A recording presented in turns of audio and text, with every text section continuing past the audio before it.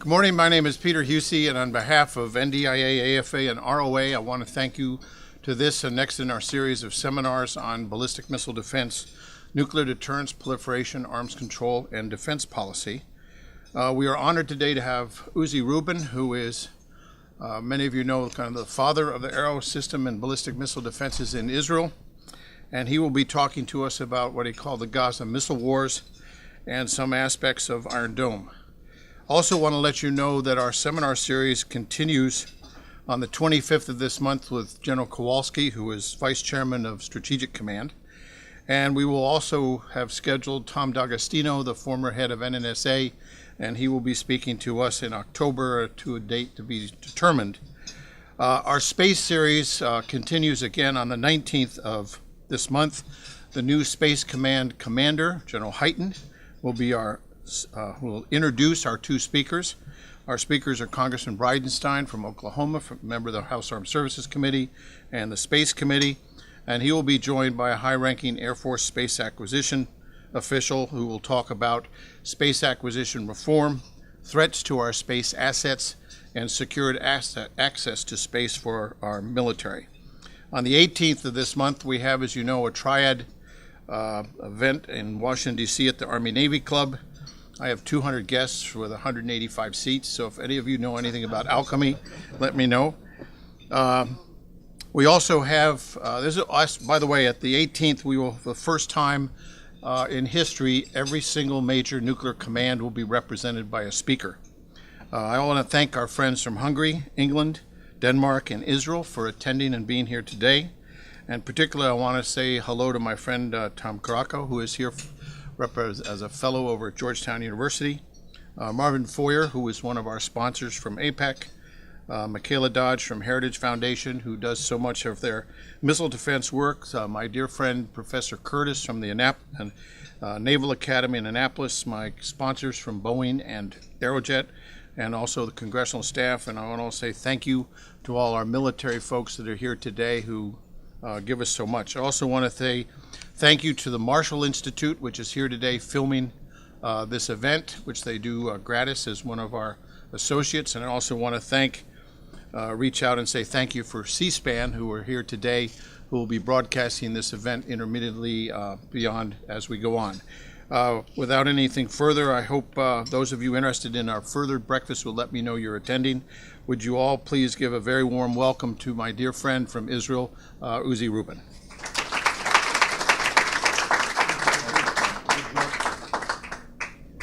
Good morning, everyone. It's always a pleasure to be here in this magnificent venue.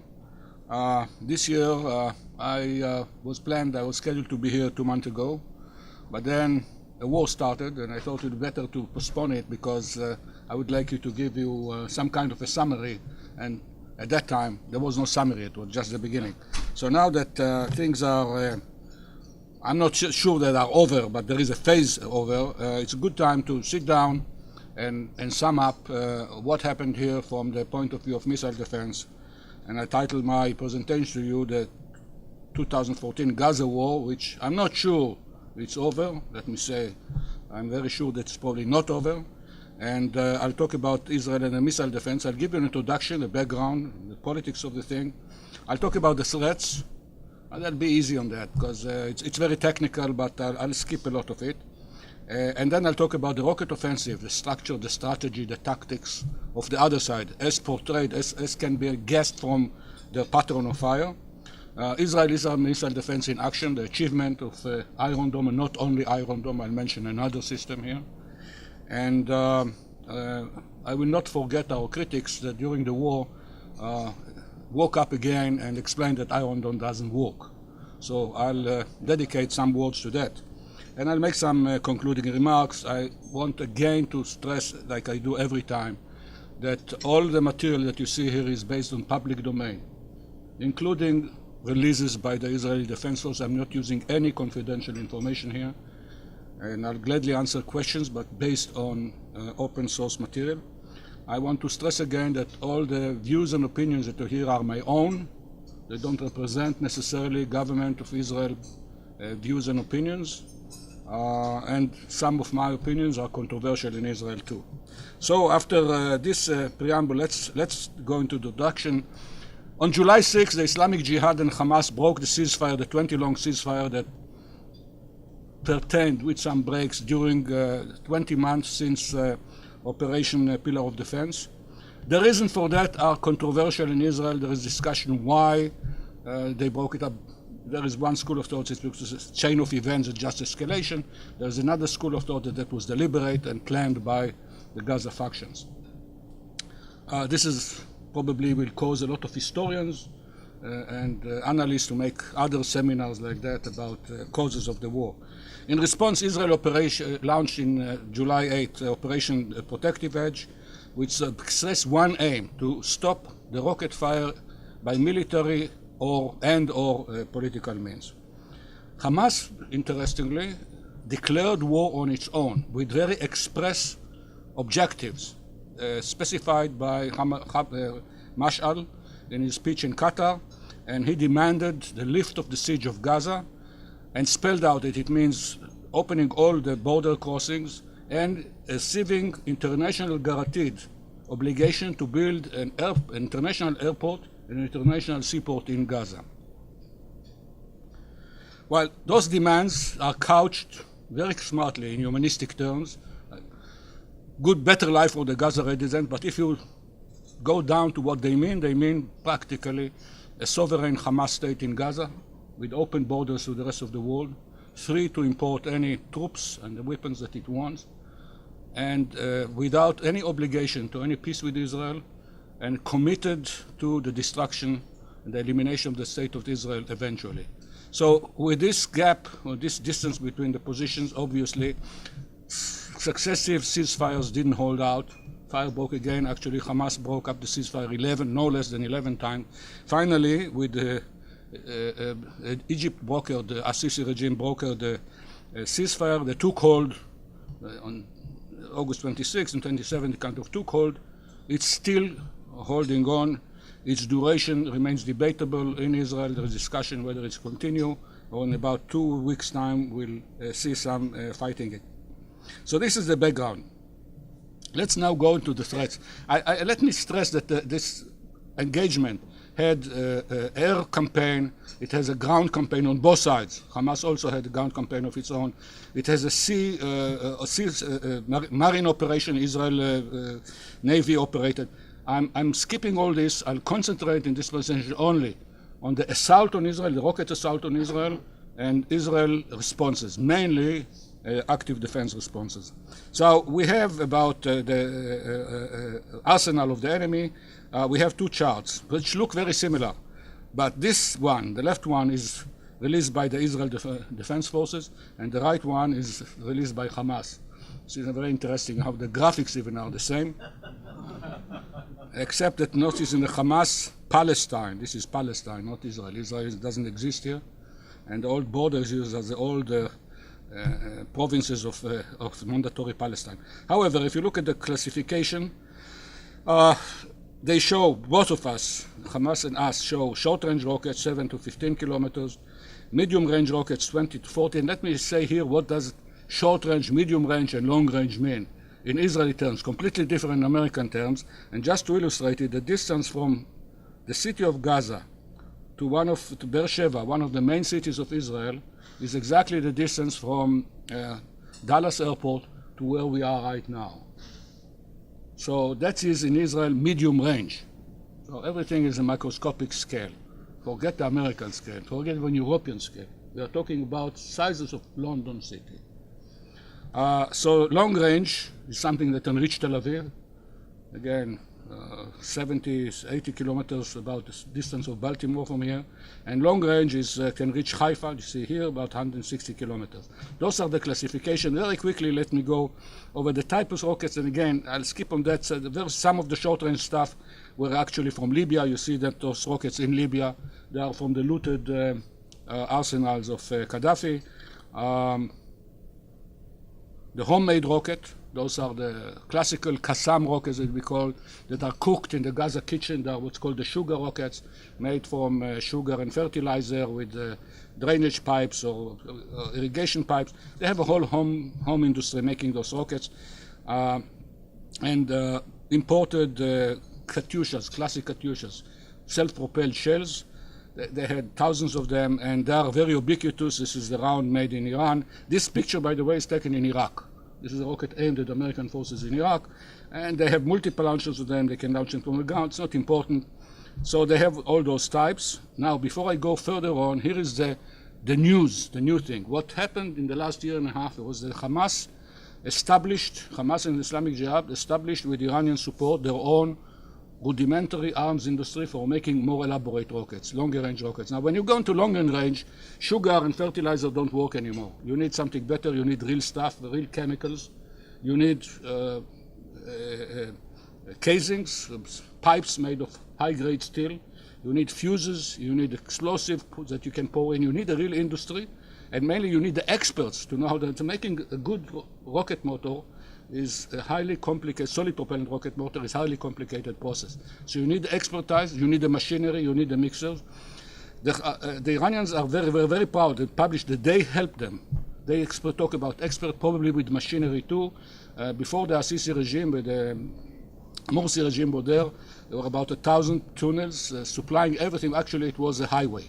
Underground highway, everything could be imported into Gaza almost officially. So one guess is that during that time, all the machinery and the expert went in. They set up the factories. And what it saves them is the need to smuggle complete rockets. Big rockets are harder to smuggle. We managed to deny quite successfully several times.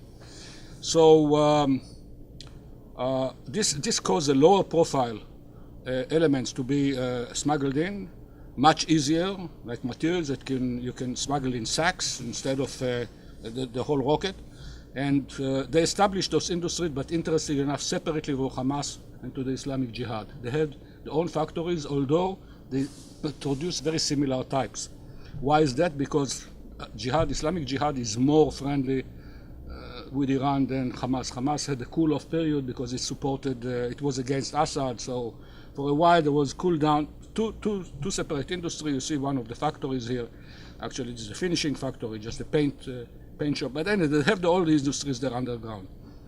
So let's go on at what the medium-range rockets, 122 millimeter Grads, 20 to 45 kilometers. Now they are making their own Grad-like rockets of this type and their own multi-barrel launchers. You see them in the parade in Gaza last November. The rocket, the main piece of pride is the 75, 80 kilometer rockets that can reach Tel Aviv and beyond Tel Aviv. This is made of 220 millimeter, about 5 inch, that's about 6 inch, so 5 inch pipes, high grade pipes. They have all kind of names for that. M75, Sajil, J80, Islamic Jihad, its own designation. Those are propaganda. Basically, we're talking about the same stuff, variation of the same stuff, the slight variation between Hamas manufactured rocket and Jihad manufactured, but from our point of view, it's about the same. All those names are confusing. Both the rockets and the launchers are completely manufactured inside Gaza, with their fuses, with their warheads, and with their launchers. This is a simple launcher. This is just simply a ray launcher, but they're also manufacturing there in Gaza quite sophisticated launcher, a 4-round launcher that they displayed last year. You see with hydraulics, it can lift. It's quite an elaborate piece of machinery. It shows you what level their technical support and the stream of you need for the hydraulics. You need to smuggle in a lot of components. Anybody who dealt with hydraulic system, you know what it means. And interestingly enough, they put titles here, the inscription in Hebrew, also to impress us. This says in Hebrew, M75, so that we'll understand what it is. Strategical war is very, very important. Notice this is quite a very smart way of holding the rocket, innovative. Look at all this folded sheet metal.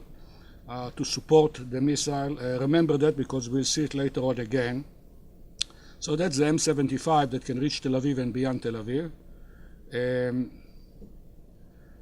They had some of the Fajr, Iranian-made Fajr. They had a large number of them in defensive shield. They were mostly taken out and destroyed before the fighting started. Some of them remained, and they managed to fire several of them, but they're imported, but they are vanishing brand. The important thing here is that the difference is that they have a very large warhead, about 150 kilograms, while their own made rockets is maybe 40 or 50 kilograms, much smaller. Now the mystery here, the 160 kilometer rockets, is still a mystery. What's the origin? It's two theories. If you remember, in March this year, the Israeli Navy stopped a ship called the Closed Sea that was carrying rockets. The rockets were 302 millimeter rockets. It's actually a locally made, in Syria, locally made Chinese rocket, 302 millimeters, WS-2. That's the only one rocket in the world with this particular caliber. But they are manufactured in Syria. They have quite extensive armies in Syria. It was transported to Iran, went down to the Iranian port, and from there it was loaded on the ship. The ship went then to Iraq, loaded cement that was loaded on the rockets, so to hide them, and then sailed to Port Sudan, and it was captured by the Israeli Navy a little before Port Sudan, where supposedly it was supposed to debark the rockets and transport them through Sinai to Gaza. They were taken here. The ship was released, by the way, because it was a Liberian ship or something. The crew knew nothing about it. They just loaded containers. The containers that contained this is this is a rocket that can go 160 kilometers. So perhaps we caught that shipment, but there was a shipment that we didn't catch. So maybe that's this type of rocket, but there is another possibility. Here is one of those rockets that fell. They didn't reach Haifa. They fell somewhere between Tel Aviv and Haifa, several of them. The debris was collected. Let me say it looks slightly bigger than 302 millimeter. So probably another possibility, it's locally made attempt by the Gaza newly founded rocket industry to make their own long-range rocket. I'd say that I believe more this theory because the numbers are very low. They say they fired 11 of them, and we record only 4 of them. Fired, none hit the target, so it looks more like a locally made attempt, beginning of going into the capability of long-range rockets. The quantities estimated by, this is the official release of the Israel Defense Force spokesperson. You can see here the distribution between Hamas, Islamic Jihad, and there are other groups too. Remember, that's not only these two organizations. There are another 3, 4, 5 smaller organizations, all of them brandishing weapons and rockets to some extent, but they are not the important ones. The important ones are Hamas, which is the largest, Islamic Jihad, which is tied to Iran. And you can see the thousands here, the short range, the medium range, and long range, the one that can reach Tel Aviv, and Ben Gurion report about 500 and something. The extra long range can reach Haifa, few, tens. Altogether about 9,000 rockets. And the important thing, according to our estimation, about 40% manufactured already in Gaza. So this is, I'd say, a very significant development, which is an advantage to them and also a disadvantage, because if you can find an arms factory and you bomb them, it's very hard now to smuggle again everything and replenish. So all this arsenal was at the disposal of this 2 or several organizations when the fighting started in July 6. And I recorded, copied from Israelis that recorded the number of firings, the number of launches every day of rockets and mortar bombs. This information comes probably from our Home Defense Command, and for them anything that falls down and explodes is a fall. They don't distinguish in mortar bombs and rockets. And the numbers here are interesting. One interesting thing is that the highest number of almost 200 per day is still lower than the largest number a year and a half ago. A year and a half ago, in defensive shield, they managed to fire almost 300 rockets and mortar bombs at one day. This time, for some reason, it was lower. Maybe they were saving on ammunition. The other trend that you see here, it's slowly going down in time until the first ceasefire of August 5th. Then there was a period of partial ceasefires with some partial, and then you see there is an 8-day of complete ceasefire that held, and the fighting breaks out again. We call that phase 1, protective edge 1 and protective edge 2, these two periods. In the second period, again, the rate of the fire went up, but it changed its nature. It shifted here about 2/3 of everything was rockets and about 1/3 mortars, and this was the other way around, about 2/3 mortar and 1/3 of rockets. I'll talk about that when I talk about policy. Another point I want to mention, I recorded here 479, but the numbers, take it with a pinch of salt because the data is very confused. There are several sources with different numbers, and the numbers differ by almost 10%. Now, this is not new. After Lebanon War II, the same thing. I looked at all the numbers by the police, by the IDF, and you see differences, large percent of difference between them, because it depends who records and what it records. A lot of them fell down in the Gaza Strip. They didn't reach Israel. I have several estimations. This is the number I believe, about 550 in all the sources I collated. Total rockets that intercepted the 735, and this is a firm number. I heard it several times. And number of fatalities from rockets. We lost 71 people, but only 2 to rockets. Now, I'm proceeding my presentation, but in Second Lebanon War, we had 161 people killed, out of which 53, 1/3, were killed from rockets. So one significant fact that you see here, the number of people killed from rocket came down to almost nothing this time. So this was the pattern, and here is the map of the attacked communities and cities in the hinterland of Israel. You see the numbers here, they are very impressive. You see the brunt is on the south of Israel. Look at this town here, 370 rockets. Beersheba, 302 rockets. Those are not the rockets that hit the city, those are the rockets that were aimed at the city. Some of them didn't fall in the city, they fell in open fields around it. Dimona was attacked, Tel Aviv, even Haifa had alarms 4 times. Eilat, 3 times. And this didn't include the Gaza Strip itself, so I focus on the Gaza Strip itself now. What's called the Gaza envelope is our name for all the communities in the strip of about 5 kilometers on Gaza. This is one major city, Sderot. So it received the attention of the Hamas and Jihad 182 times. The rest of the Gaza envelope, about 20-25 communities altogether in aggregate, received the majority of the fire. More than 2,200 firings, mostly probably either 170 millimeter, the short-range stuff, or mortar bombs. Very hard to say, and takes weeks and months to distinguish exactly what fell.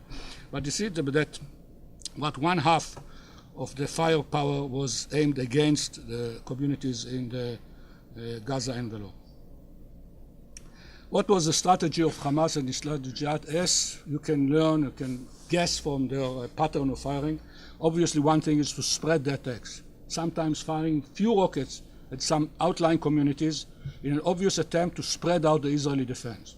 They knew that we had a limited amount of defense, and the idea was to spread it out. And to achieve that, they asked all their allies in the neighborhood to fire rockets into our outlying communities. Gaza, Eilat was attacked by their allies in the Sinai, and we had some Palestinian organizations from the north firing into northern Israel, both in the west and the east, and into the Golan Heights.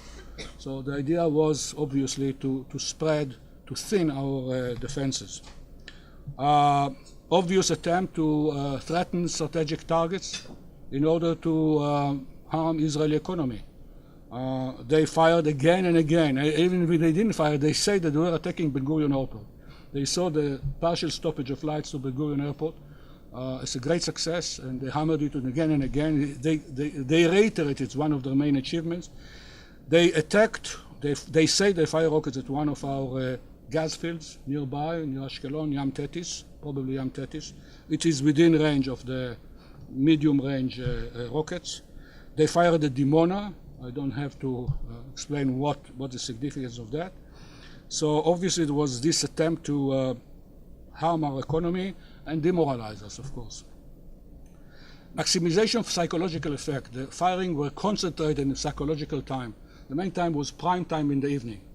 I used to say to my wife, 8 o'clock, showtime is approaching. Why? Because there's the hour of the news all over Israel. So since news were played, they had teams in real time taking pictures in Jerusalem, Tel Aviv, and all. That was they firing into our cameras. So psychological warfare. So 8 o'clock was prime time, showtime, and I made very all effort not to be caught in the shower during that time. That was in the beginning. Later on, they kind of wandered around and stopped it.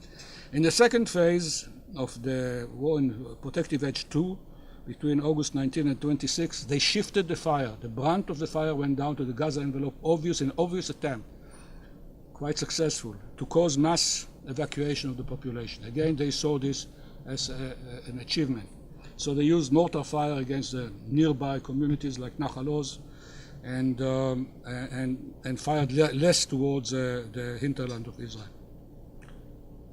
The fire policy and the tactics.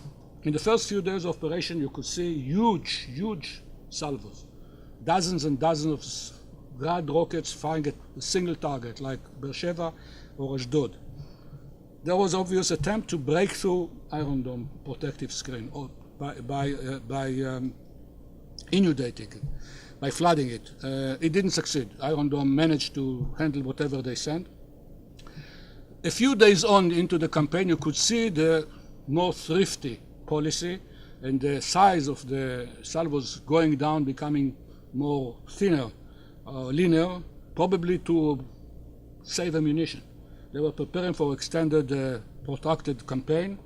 In the second phase of the operation, I said, when they shifted to the Gaza communities, we saw salvos of one rocket, Tel Aviv, single rockets. They started firing single rockets. Obviously, they were saving ammunition. There is a possibility that they were already approaching the end of the barrel, the bottom of the barrel. All kinds of strange things started to be fired. My feeling was that they were running out of the long-range rockets, maybe even the medium-range rockets. The most, I think, significant, the very smart thing they did was survivability of the launchers. Now, those launchers are in a very small area, 8 kilometers by 60 kilometers. That's small territory. How to hide there? So they dug everything underground, and we don't have the time to show some videos and how they stuff an underground shelter and fire it with a timer. An Indian journalist took the whole picture, took the whole sequence from his hotel window. Well, what I can show here is that what they did was human shielding.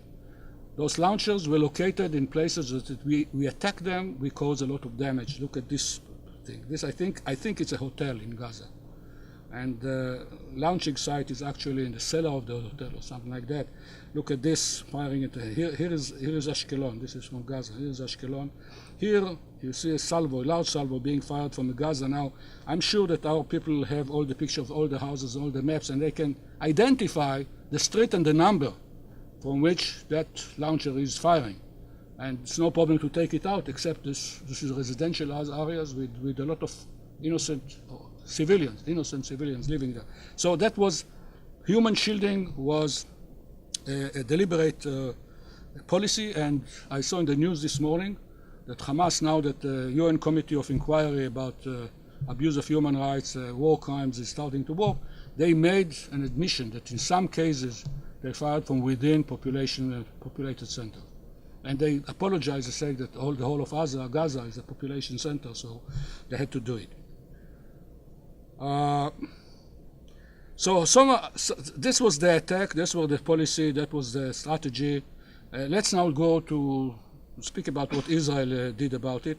So Israel did a lot about it, both offensively and defensively, and because my main topic here is Israel defense, missile defense, I'll speak very shortly about the offensive response, but it doesn't mean that offensive response was not used and not successfully, used quite successfully with effect. One point is that this is a map of the Sajaiya district from above. This is a neighborhood close to Gaza and close to the Israeli border where most of the fighting took place. Every single red dot is a point from which a rocket was fired. Because we see Gaza from above, we can see every rocket going down, we can pinpoint where it was fired from. So actually there is theoretically no problem to go there and take all those points. Those are fixed launchers. You take them one by one, finally you finish all of them. So that was done a lot, both from the air and from the sea. We had the Navy with precision-guided munitions, the Israeli Tammuz, which is a precision-guided missile fired from the ship. And there's one, again, I don't have time to show you the footage of a ship of a missile like that going into it. It takes a picture itself going into that one of those 4-barrel launchers of the medium rocket and taking it out.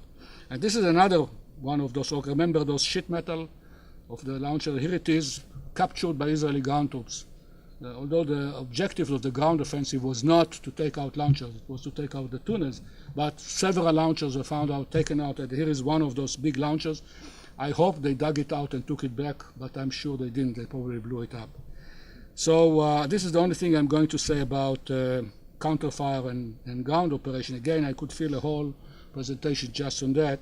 With your permission, I'll go to Iron Dome, to the Israeli defensive mission, which was, again, I won't speak about civil defense. Civil defense was there, not for the first time. It was effective.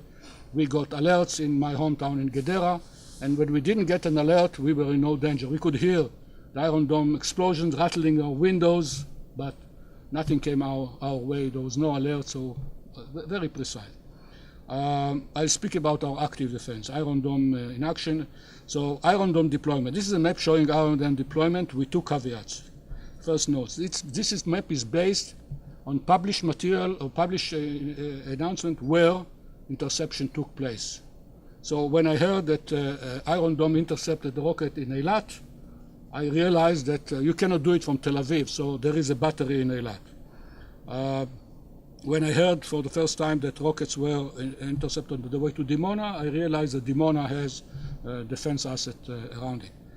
So this is one comment. The other comment is that those rectangles are just to illustrate the defended area. They by no way show what is the size of the defended area.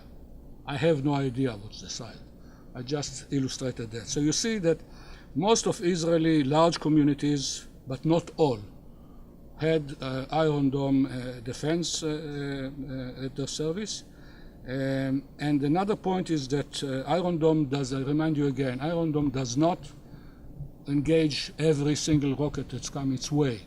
We distinguish between rockets that are going to hit within defined the defended zone as defined by the Israel Air Force Air Defense Command, which is specific for each target, and anything that goes out of it is not engaged. It goes out to the open areas or to the sea and is allowed to fall harmlessly there. 9 batteries.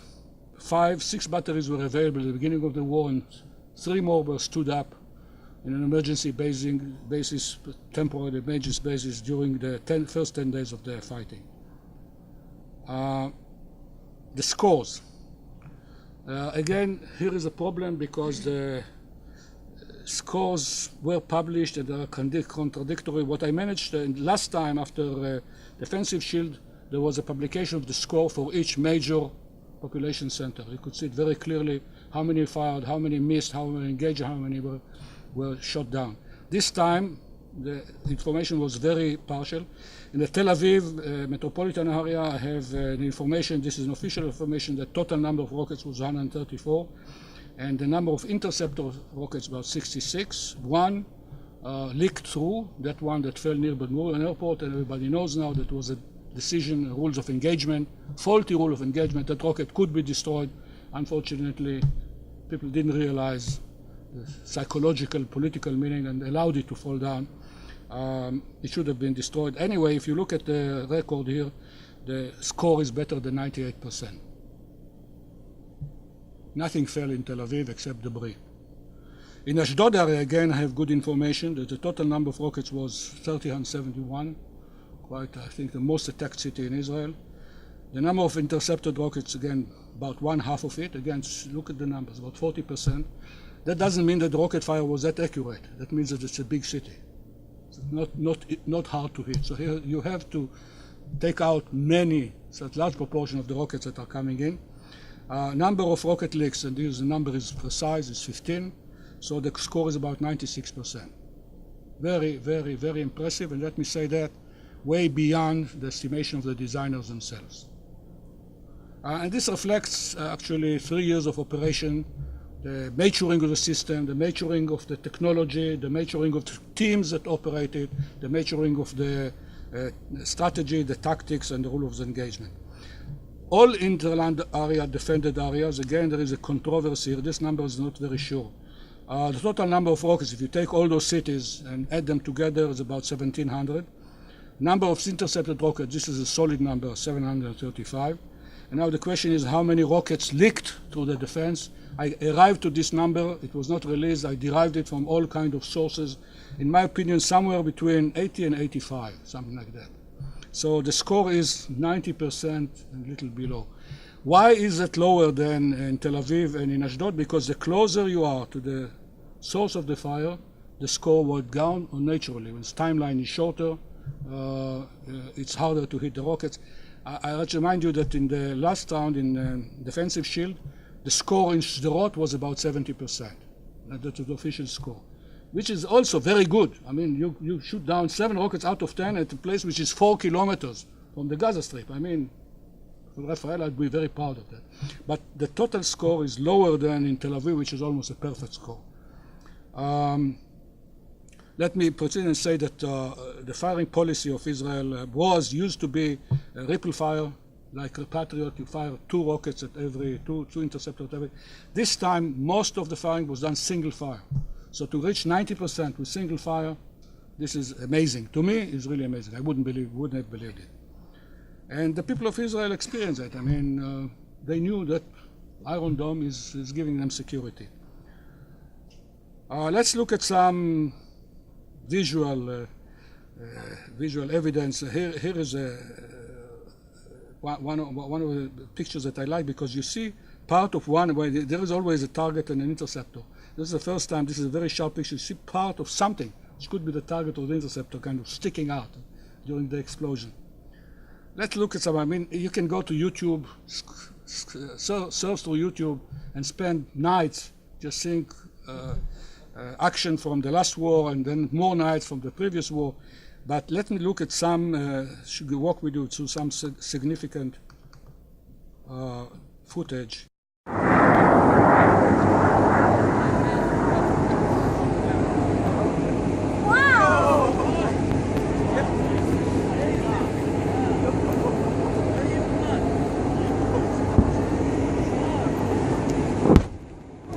People went out to see the sites, and this was, every time I spoke in Israel TV, I asked my fellow citizens, don't do that. It's dangerous. Even pieces of Iron Dome can cause a lot of damage and harm to people standing out in the open.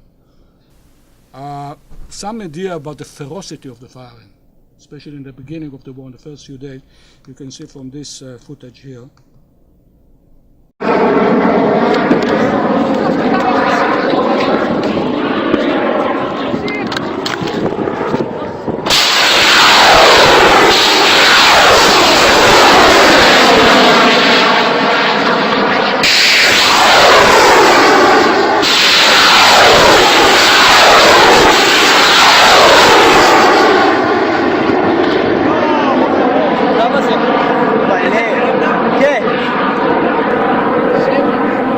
This footage was taken by one of the troops with his smartphone, which I think shouldn't be done. But it was released by the IDF spokesman, so I permitted myself to show it to you. But the point is here that you can see what's the rate of fire of Iron Dome. And that's a beautiful thing. It can fire as fast as the rockets. They come with the large volleys. We can fire large volleys too. And perhaps the most significant one is defense of Tel Aviv. And this is the battery in Tel Aviv.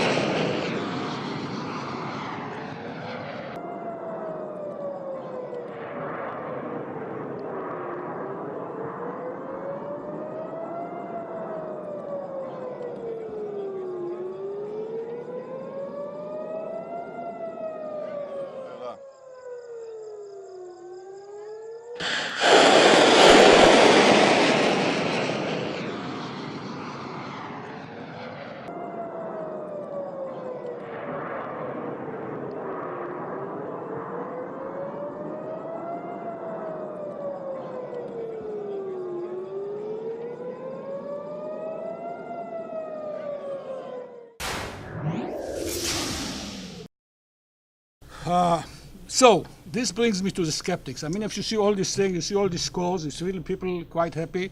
But some people are not happy, neither in Israel nor in the United States. They don't like to see this thing working. And I can give you a whole presentation just on the reason why they are not happy about it. I won't go into that. Two of the skeptics, Dr. Postel from MIT, a professor in MIT, and Mr. Richard Lloyd, he's a respected expert on warheads with textbooks, about 3 textbooks which are widely read and are real textbooks. They came out with several publications that relied on something they published before, being skeptical about Iron Dome achievement, and several claims. Put it in a nutshell. One of the claims is that interception of Iron Dome are not optimal from geometry point of view. I'll explain it in a minute. Because of that, there are poor scores. The scores are much lower, mostly 40%. Another number, but the question is why there are so few casualties. So the explanation is 2 by Dr. Postel. First, good civil defense. Timely early warning, people are more aware and are going to shelter, and because of that they are not hit. But this is coupled with the fact that for some mysterious reasons the Hamas makes the warheads smaller and they are less lethal. So it makes some kind of a sense. To argue those points you have to go into details. And I'll go into the details now. Let's take the first claim. This is Richard Lloyd, as I said, a respectable expert. His books were read by the Raphael experts. They know his arguments, and he shows here that if you hit the rocket from behind, it's no good. If you hit it from the side, it's no good. You have to hit it from way from. This is, as I said, good standard material. Everybody knows that, including Raphael. But he says, and this is a picture from his publication in about a month ago. Look at that picture. Here is a letterhead of Tesla. That's the company he's working in. This is his, Lloyd's picture. Here are the 2 rockets that are flying, so he says, parallel to the ground. So they are hitting, the incoming is probably coming from above, from the side. No good, no interception. And this is a diving. This obviously you see diving. So it's coming from behind. No good. That's why all those geometries are no good, no hit. So let's look about how reliable those pictures are. And I'll show you some examples. Here is, if you want to see a missile that ascending very hard into the air. And it's spectacular. It takes people's breath away. Who launched this missile and why remain a mystery for now. That huge missile was a passenger aircraft flying straight and level at 40,000 feet from the Pacific Ocean. Now you want to see a diving missile. I'll show you a diving missile. Look at this one. C3 has severe plume.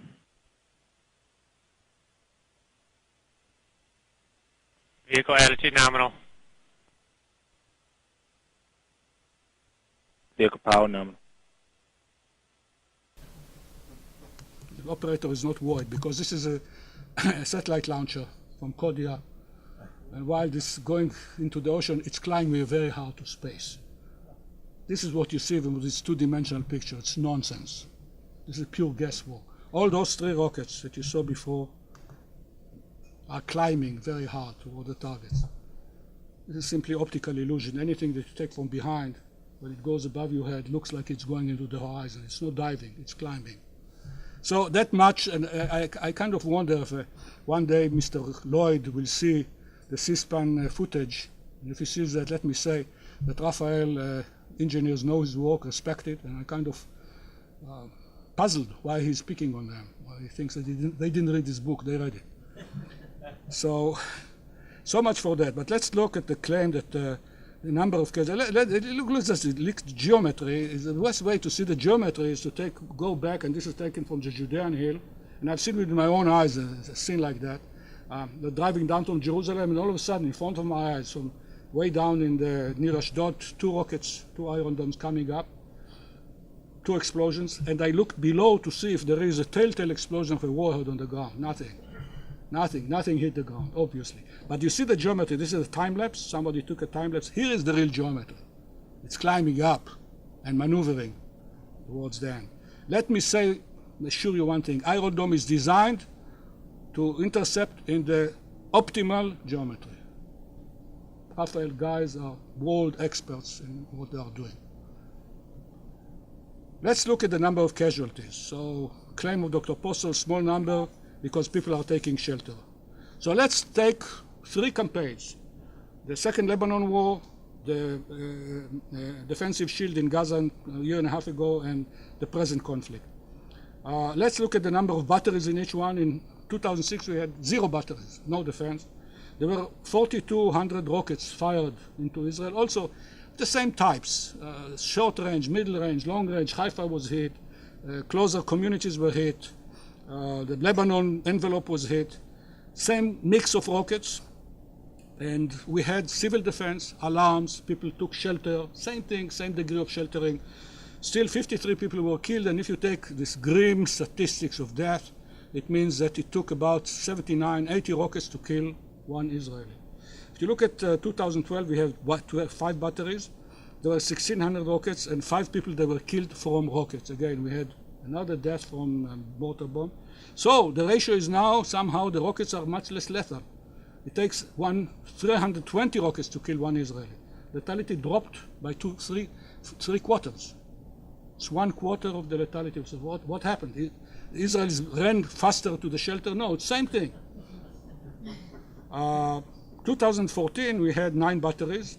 We had about 4,000 rockets that hit Israel. There were more rockets, but hundreds of them fell down the Gaza Strip.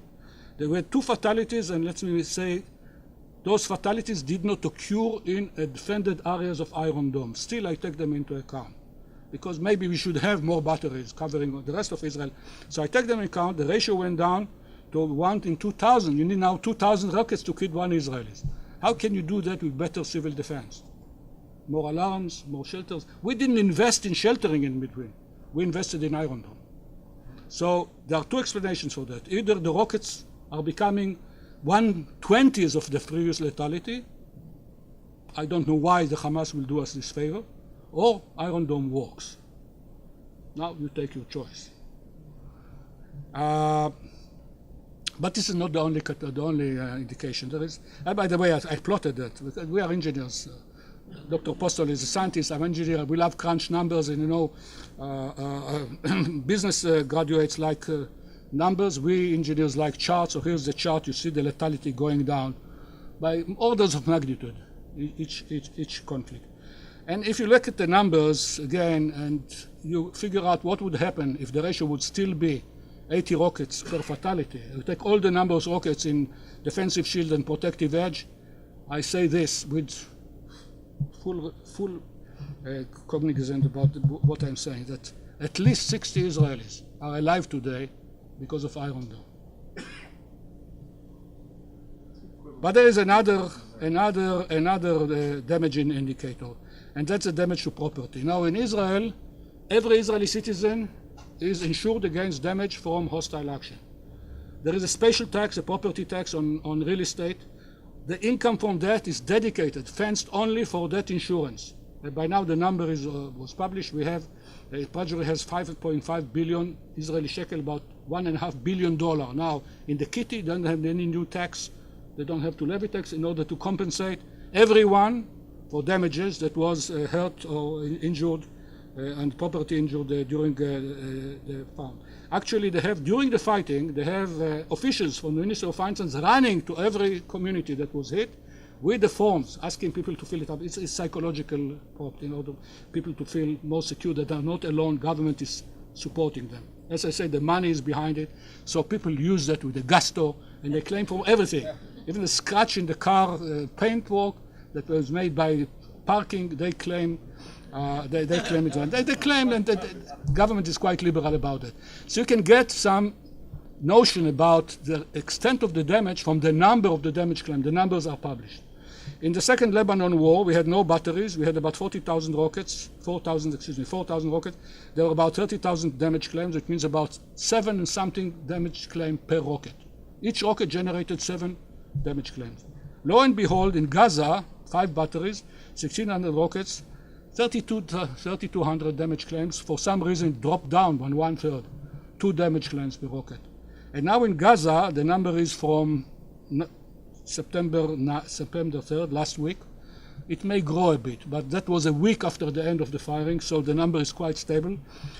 Almost 4,000 rockets, 2,400 claims. That means less than 1 claim per rocket. Now, people, real estate can't take shelter.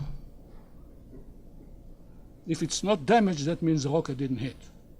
Okay, so this information doesn't have to be discerned or calculated from equations. This is public information that Dr. Postel can find for himself. It has to explain that, in order to explain why Iron Dome doesn't work. In my mind, and I'm sure in yours too, obviously those numbers are unequivocal. Iron Dome works. It saves lives and it saves property. And again, I love to plot these things. You see the number, the ratio climbing down, but not as steeply because we had the mortar bombs, and the mortar bombs no defense against. They cause damage and have no defense again. Now, the last claim is that for some reason the Hamas did us a favor when it's reducing the size of its warheads. I shouldn't know why it should do it. So no small warheads, no damage, little damage, few casualties, Iron Dome works. Well, I want almost to complete now my presentation, but I need to mention another corollary to that, which was less advertised, and it was the air defense. Air defense worked here too because the Hamas accumulated a fleet of about 10 UAVs made from parts smuggled from Iranian sub-assemblies and commercial grade components. They probably designed for reconnaissance with small cameras, television, the commercial stuff you can buy in Radio Shack for your Skype. But also they can be used, they carry something which looks like munition, and they probably can be used as cruise missiles with explosives. Hamas made several sorties, but apparently our intelligence was aware of that. Here you see a Patriot battery operated, this is a US-made Patriot 2 battery deployed on the seashore, waiting for those UAVs on their way to Tel Aviv. At least two, and probably a third one was shot down by Patriot. Great success. And if there are any Raytheon people here, let me congratulate them. Furthermore, a week after the end of the fighting, Patriot battery that happened to be in the Golan Heights took down a Syrian UAV that overflew the Golan Heights. So at least 3, probably 4 kills for Patriot. I don't know about the other parts of the board, but that's the first hostile target that Patriot had ever taken down, as much as I know, in the Middle East. It took targets also in 2003, but they were friendly ones. So this is real action, and I think hitting such a small target, a UAV is a very small target. Acquiring it and hitting it with Patriot is quite an achievement. I want to conclude here some remarks. I don't want to make conclusion of the war because we don't know where we are. I cannot summarize the war because it is a possibility that in 2 weeks' time will be another round of violence. But what happened between July 8th and August 26th, Israel was subjected to one of the fiercest, heaviest rocket assaults in history, actually larger in size than the one by Hezbollah in 2006. Iron Dome, I have no other words to say. But Iron Dome threw up a curtain of steel. It destroyed 9 out of each 10 rockets that came down. Think about that, 9 out of 10 of each rocket that came down. It is within its defendant zone. I think the 60 people in Israel, men, women, and children, owe their life to Iron Dome, and hundreds more owe their health to it. Iron Dome enabled Israel economy to function. Life went on with some limitations in most of Israel, about 95% of Israel. It safeguarded the international and maritime links. Don't remember, it's not only Ben Gurion Airport, it's also Ashdod Harbor. It's also Haifa Harbor that was safeguarded by Iron Dome. It secured daily life in the targeted area. I'm working in Tel Aviv. I could see Tel Aviv functioning under fire. It could be done because Iron Dome was there. This was political, tremendous political meaning, because Israeli government had the leeway, the freedom of action. Wasn't pressured by funerals and by damage to important cities. It could carry on the struggle both in the military and diplomatic field. And I think that personally, and all the people of Israel, eternally indebted to the engineers of Rafael, Israel Aerospace Industry, ELTA, and all the team that created Iron Dome. Really a miracle of engineering and of cost effectiveness. when you fire a thing like that at $50,000. Think like about that, $50,000. About the price of a new car in Israel, not in the United States. This is practically nothing. Think about this is cost of one apartment is about $500,000 that you save. And also I need to mention the troops of the Israel Defense Air Defense Command, working, my friends there, 24/7, falling off their feet, working around the clock to secure the defense of Israel. I again wish to congratulate Rayton for the successful performance of Patriot during this campaign. And I think I want to express my feeling and the feeling of gratitude of everyone in Israel that I know to the President, Congress, and people of the United States for the firm and generous support of Israel missile defense, and especially the Iron Dome system. Let the lives that were saved in Israel, that the people are walking around today instead of being in graves, be the reward. Thank you.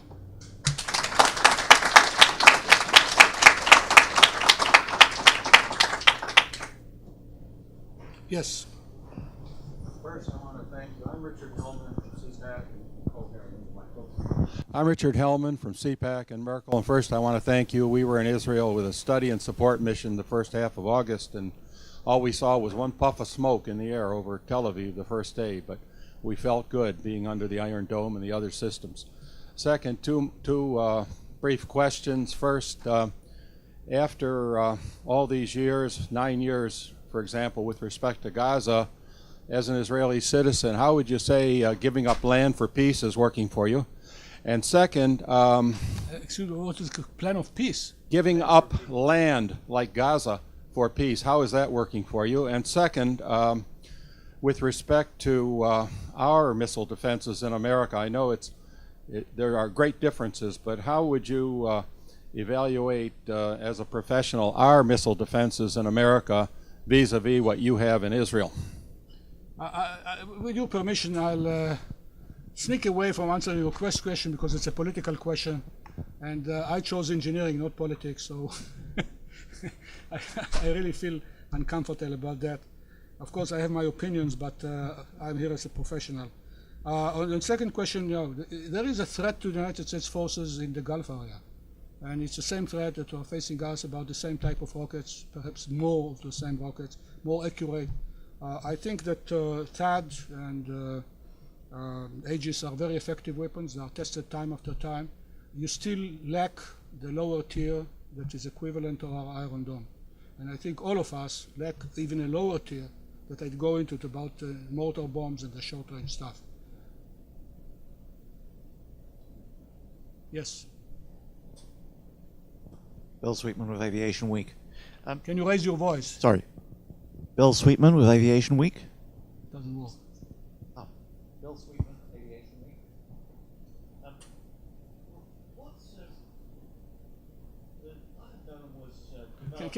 Can you put the microphone closer because I don't hear.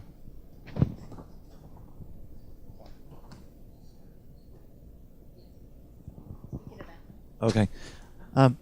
Iron Dome was developed quite rapidly. What would you say is the lessons for other missile defense programs from the way that Iron Dome was developed? Sorry, but again, I don't hear you. He's asking, Iron Dome was rapidly developed. Yes. Very quick, much quicker than U.S. systems. What's the lesson? Well, the lesson is, okay, this was an emergency program, and the United States knows how to run an emergency program when they need. I think that the United States has no problem running an emergency program at the same rate that Iron Dome was done. What you do, you take the best engineers, the best managers, you give them all the money, you throw all the money they need, you don't ask questions, you go into the bin counting procedures, you eliminate them, but you can't do it on a regular basis for every program, because otherwise you lose control of anything. So for a specific program, you can do that. You can do that in the United States, and you can do as it was made in Israel.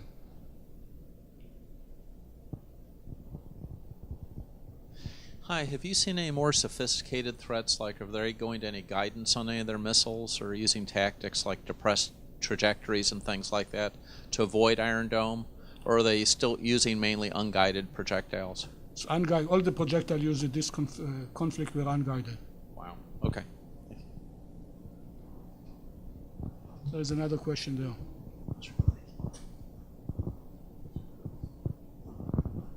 I'm Dr. Curtis from the U.S. Naval Academy. My question has to do with the missiles that fell within the vicinity of Dimona. Within the vicinity of Dimona, the reactor. Yeah, and the what? The Dimona reactor. Yeah, nothing hit the Dimona reactor. Nothing even approached the Dimona reactor.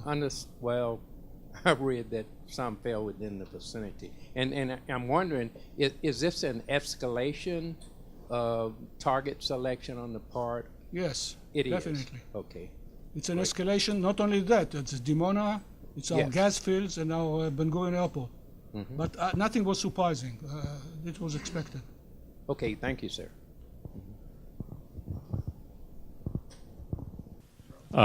Charles Perkins, APAC.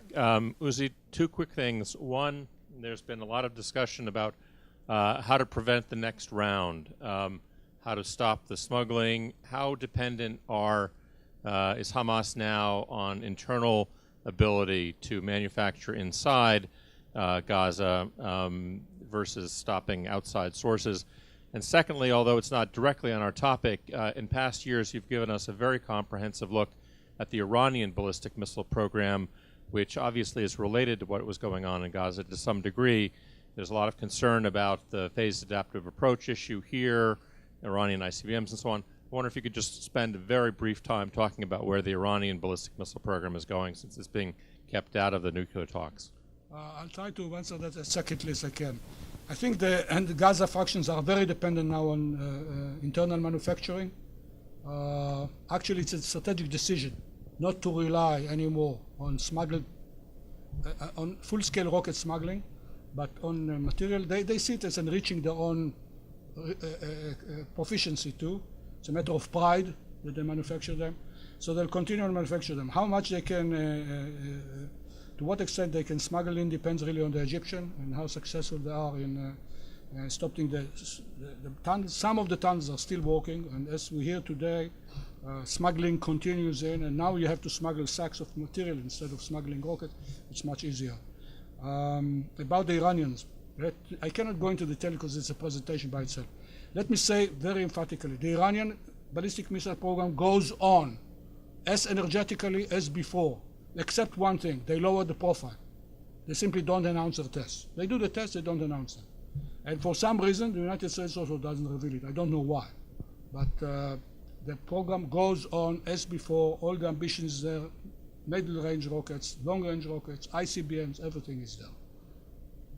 Dr. Rubin, you do wonderful work. Thank you. Thank you, Izzy. Thank you, sir, and come again next year.